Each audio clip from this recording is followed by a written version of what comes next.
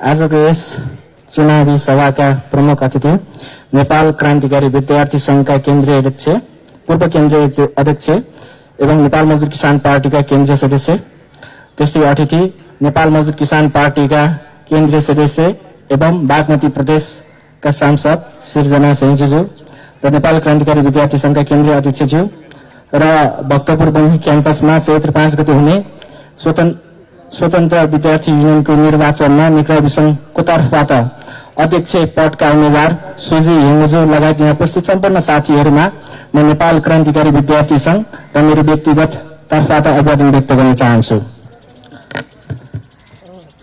र आज हामी चुनावको माहौलमा चुनावी सभा गर्दैछौँ। पूर्ववक्ता साथीहरूले क्याम्पसको अवस्थालाई लिएर केही कुराहरू बताइसक्नु भएको छ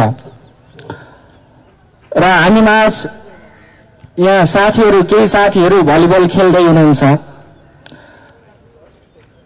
मैले देखेँ भलिबल खेल्ने साथीहरू हाम्रो क्याम्पसमा पनि धेरै छन्,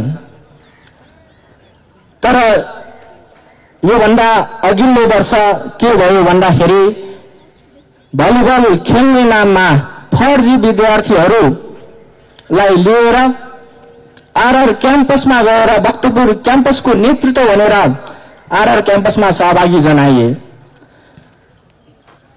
संयोगवश त्यो खेलकुदमा आयोजक समिति आरआर क्याम्पससँगै भक्तपुर क्याम्पस जुट्नु पर्यो र भक्तपुर क्याम्पसले पहिलो खेल विजयी गर्यो। विजयी गर्ने बित्तिकै आरआर क्याम्पस आयोजकले के शंका गर्यो भन्दाखेरि भक्तपुर बौंही क्याम्पसका विद्यार्थी वा भक्तपुर बौंही क्याम्पसबाट आएका खेलाडी नामका फर्जी विद्यार्थी हुन् भन्ने शंका गरे र उनीहरूले खोज तलास गरे। अन्ततः सोभीको नामबाट आरआर क्याम्पसमा फर्जी विद्यार्थीहरू खेल्ने भन्ने पुष्टि भयो। त्यसले क्याम्पसलाई एउटा बेइज्जत गर्ने काम सोभीले गर्यो। त्यसको विरोधमा नेपाल क्रान्तिकारी विद्यार्थी संघले आवाज उठायो र त्यस्तै गरी सेमेस्टर प्रोग्रामहरू धेरै छन्। यहाँ त्यो सेमेस्टर प्रणालीमा पनि विभिन्न किसिमको विषयहरूमा विभिन्न किसिमका कार्यक्रमहरू र खेलकुद कार्यक्रमहरू हुने गर्दछ र त्यसमा पनि के गर्छन् भन्दाखेरि साथीहरू विद्यार्थीको नाममा विभिन्न खेलकुदहरूमा सहभागी हुने र त्यहाँबाट सकेसम्म आफ्ना कार्यकर्ताहरूलाई मासु भात खुवाउने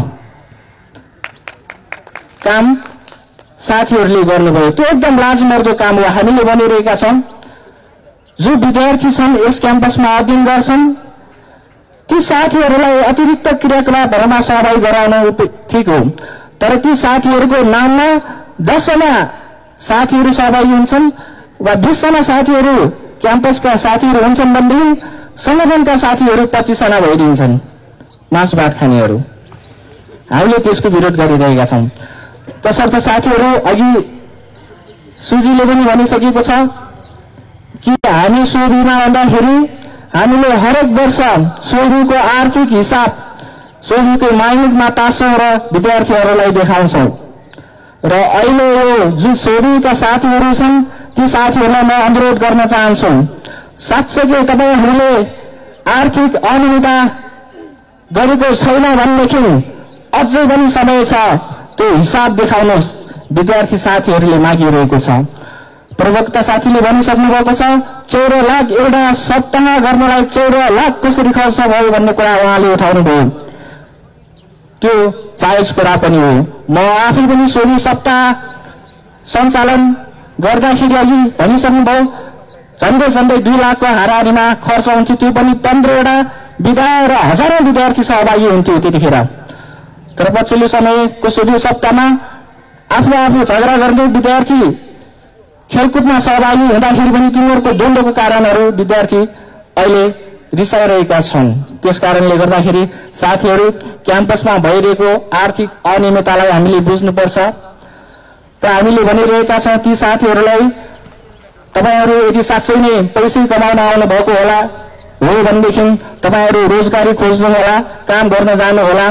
तर साँच्चै विद्यार्थीको हकहितका लागि तपाईहरू विद्यार्थी संगठनमा आबद्ध भएको हो भनेदेखि कृपया विद्यार्थीका समस्याहरूलाई बोलिदिनु होला। र र अहिले क्याम्पसमा विभिन्न निर्माण कार्यहरू भइरहेका छन्। ती निर्माण कार्यहरूमा पनि ठेकेदारहरूलाई थर्काएर कमिसन लिएको हामीले सुन्नमा आएको छ र त्यस कारणले गर्दाखेरि जति पनि निर्माणहरू भए ती सबै कमसल सामग्रीहरू प्रयोग हुने त्यसको विरुद्धमा हामीले आवाज उठायौं। अस्ति भर्खरै हामी यही ग्राउन्डमा घुम्दै थियौं, ग्राउन्डको पछाडि वाल बन्दै थियो र हामी संयोगवश त्यो वाल कसरी बनाइरहेको भन्ने विषयमा हामी यसो हेरौँ भनेर हामी गयौं र क्याम्पस पनि सँगै हुनुहुन्थ्यो, लेखा प्रमुख पनि सँगै हुनुहुन्थ्यो। हामी त्यहाँ जाँदाखेरि त्यो पर्खालमा त सिमेन्टका गिटीहरू जुन भुइँमा फालिएका इँटाहरू सानो इँटा टुक्राहरू राखेर र बालुवा मात्र राखेर त्यसरी वाल बनाइएको थियो। तत्कालले हामीले विरोध गर्यौं, त्यो वालहरू हामी आफैले भट्कायौं र अहिले त्यसमा राम्रो सिमेन्ट प्रयोग भएको भन्ने हामीले सुन्नमा आयो। यसको कारण के भन्दाखेरि ठेका पट्टाको नाममा कमिसन लिएपछि ठेकेदारहरूले पनि बेइमानी गर्यो। त्यसकारणले हामीले साथीहरूलाई चिन्नुपर्छ, क्याम्पसमा वर्षौंदेखि कोरेर बस्नुको कारण के होला भन्ने साथीहरूले बुझ्नुपर्छ। र अघि साथीले पनि भन्नुभयो नेपाल क्रान्तिकारी विद्यार्थी संघले सोबीमा रहँदा गरेका शैक्षिक कार्यक्रमहरू भक्तपुर क्याम्पसमा बीए वडा मात्रै भक्तपुर क्याम्पसको आंगिक क्याम्पसको रूपमा लिइन्छ। बीबीएस बीएससी पनि अर्ध आंगिक क्याम्पसको रूपमा लिइन्छ।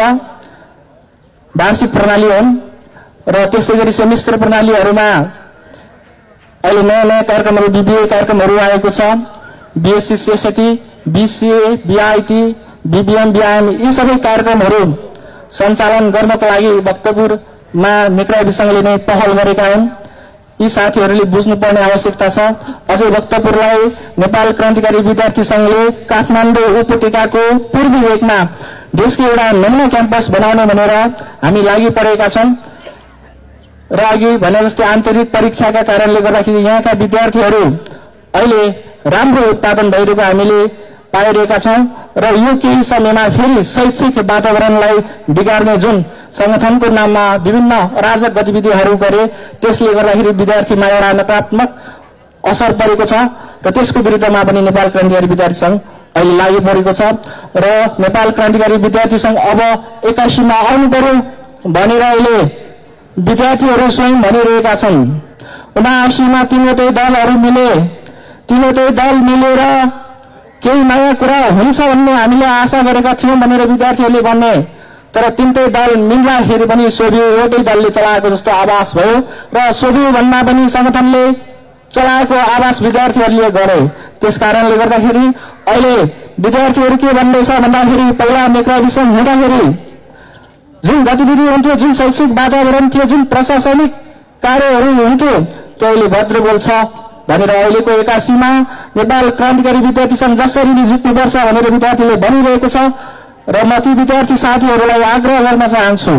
नेपाल क्रान्तिकारी विद्यार्थी संघलाई यही चैत्र 5 गते हुने निर्वाचनमा सुजी हेम्बोजीको प्यानललाई अत्यधिक मतले विजय गराउनु हुनेछ र साथसाथै समानुपातिक तर्फ नेपाल क्रान्तिकारी विद्यार्थी संघलाई जिताउनु हुनेछ भन्ने मैले विश्वास राखेको छु र आजको यस सभामा हामीले अन्य छलफलहरू पनि गर्न आवश्यक छ।